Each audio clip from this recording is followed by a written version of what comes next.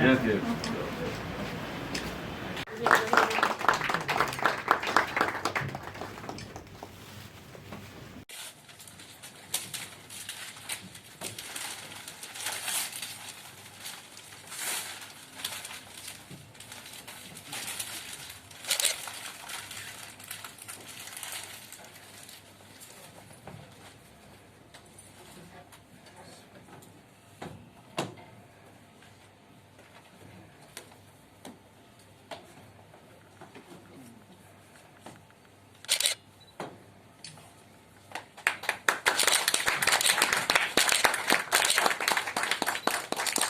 Rendered from time to time. We often confuse constitution with constitutionalism, whereas the two concepts or two things are entirely different. There are many countries which have constitution, but they don't have constitutionalism. Hitler's Germany had a constitution, but there was absolutely no constitutionalism. Our neighboring country has a beautifully written constitution, but I can say with certainty there is no constitutionalism. So you have to distinguish between the constitution and the constitutionalism. It gives me immense pleasure and pride to welcome you all to Model Institute of Education and Research for this book launch function which is being held today in our campus.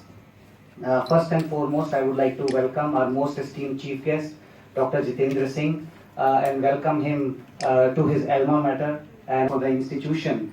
And I'm sure, sir, that you will be happy with the progress and growth of the institution.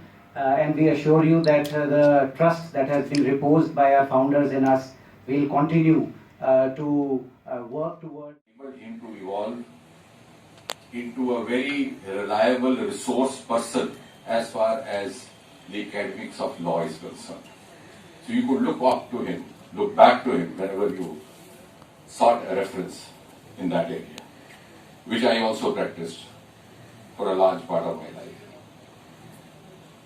And I'll just give you a small example because he was referred to Article 370. I think it was somewhere in the March 2019. Many of us were actually engaged that time. We were trying to do an exercise related to Article 370 one way or the other. So I was sitting with Mr. Arun Jaitley. He was also doing an exercise of sorts on this subject, which of course has been his forte all his life. So he asked me, could I have some reference where we could find a comparative correlation between the law as it exists in the Indian Constitution vis-a-vis as it is there in the separate constitution of Jammu and Kashmir. And you'll be pleased when I tell you that almost single breath and simultaneously I said Professor Bhatia and he also said Bhatia. And soon thereafter, about half an hour later, I called him up. I said, I have a book of yours, but I just want you to precisely send me those 3 or 4 pages. Actually, there are 2 chapters of comparison. Though I have not been a student of law, but I have had this khurafati of studying every subject. And usually, as Francis Bacon once said, in the context of English literature, he said the greatest harm to the cause of literature is done by the teachers of literature. So, those who educate themselves through self-education sometimes try to learn more than what the formally educated have done. And I called up Professor Bhatia and I told him, there are 2 chapters in your book. Though I didn't have the book with me, but I could recall. So I said, could you send me across? Then, academically committed as he is, he started dabbling with it. So after 2 hours, I called him back again. He said, I'm having some issues with the internet. I'm waiting for my daughter to come home. But then by afternoon, he had given me that. And I also shared it with Arun Jaitley the same evening. So what I'm trying to say is that here is an academician who has evolved with a unidirectional approach, a very focused approach. not allowing his hard-earned glory to be tempted by extraneous considerations. And that gives him a place which is distinct from all others. And now, as far as the books written by him are concerned, actually I am called to these kind of functions almost every day. So whenever there's a book like this, I called him up yesterday. And since I have no hesitation in being frank to him, I said, have you given me the books which I have to release? He said, yes, I have sent it across. And I then realized that I was in Assam, he had sent it. So in the night I just went through. Usually I am going through when I am traveling to the venue. But here I had the opportunity. Now of the two books, there are certain unique features which could be spoken only by those who have not studied law. Because you have seen it through the prism of law. So from the prism of a reader or an analyst or a commentator. Expounding Constitution, written by him, the first book, I would say traces the chronology of the evolution of judicial culture in this country over the years. And this is an attempt also because very little is spoken about, discussed or even taught, even in the schools of law, about the Constitution, about the history of Constitution. Because in medicine, for example, we have a separate subject we used to have earlier on when we were following British curriculum, not now, history of medicine. Now, how a particular bacteria was born, how Alexander Fleming came across penicillin, he was working in his lab and suddenly he found that some bacteria had disappeared, and then he started quizzing and found that this was penicillin. Later on, of course, that went against a Nobel Prize when he got, somebody said that this is incidental, but he said to discover an incident also requires. And I can understand how much of hardship must have been faced in organizing this program with all the sitting arrangement, with the distance to be maintained as per the SOP, etc., etc.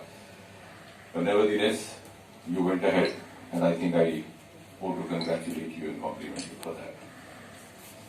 In fact, I had been in touch with Professor Bhatia, as he was saying, about this program happening, and for most of the time, in the last 2-3 months, I was traveling. I was earlier for 2 months occupied with the district council, first ever district council election happening in Jammu and Kashmir. Then straight away from there, I was assigned to be in Assam for the Assam Assembly election. And soon thereafter, when it concluded, I was asked to move on to Mizoram, where we have by-election going on. And I was in touch with him even from Assam, and as late as yesterday, I called him up and I asked him, are you still going ahead with the program? Because I thought I must check, because I was coming here exclusively for him. And he said, yes, we would. So, seeing his determination, commitment, and I think it's also my privilege and pleasure to be honored to be asked to release a set of books written by one of the most distinguished living academicians of law in India today. Often these facts are not very deeply realized because in the kind of hustle and bustle that we are going through, we don't have time to think about this. I have known Professor Bhatia for many number of years, almost 30 years, and I've seen him evolving. And there's also been a common rapport between us because of our common shared interests, common commitments, and to a great extent also common ideological leanings. And therefore, if you ask me, before I speak about the book, to describe Professor Bhatia in a single sentence, I would say Professor Kishori Bhatia is a veteran academician with a social cause but not a political agenda. And I repeat, Kishori Bhatia is one of the leading veteran academicians in the realms of law in India today, an academician with a social cause but not a political agenda.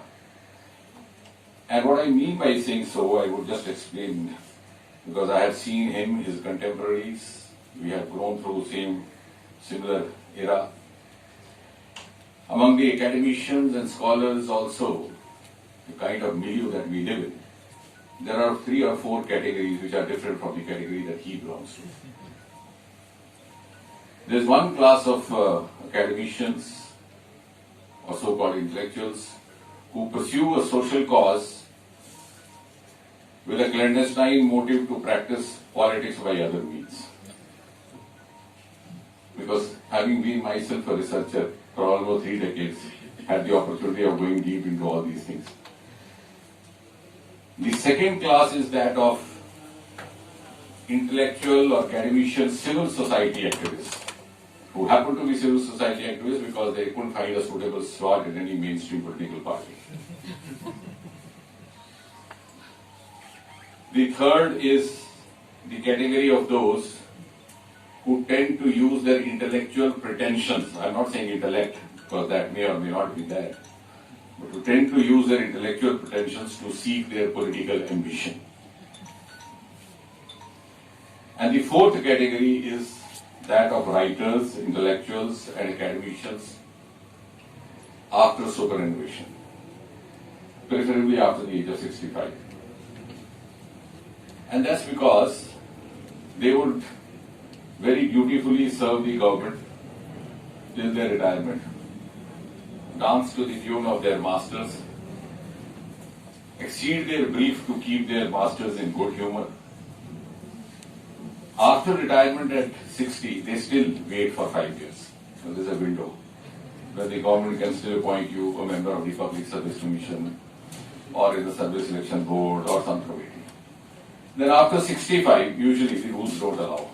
So they suddenly turn nationalists, they suddenly turn scholars, they suddenly turn columnists, and start finding fault with everything in the government, in the establishment, to which they had themselves contributed over 30-35 years.